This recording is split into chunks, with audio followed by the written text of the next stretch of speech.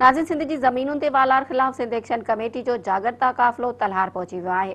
उन हवाले सां अपडेट करे रहियो आहे मेरठ जो रिपोर्टर अवेस मल्हा। जी अवेस।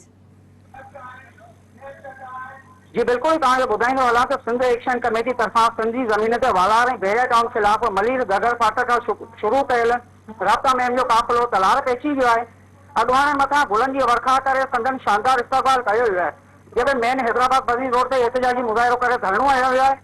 इन सिलसिले में सिंध एक्शन कमेटी जे अॻवान डॉक्टर कादर मछी, डॉक्टर रसूल काचली, रियाज़ चांडियो ऐं ॿियनि ख़िताब कंदे चयो त 6 जून ते भेड़िया टाउन ख़िलाफ़ असांजो पूरअमन एहतजाज हो।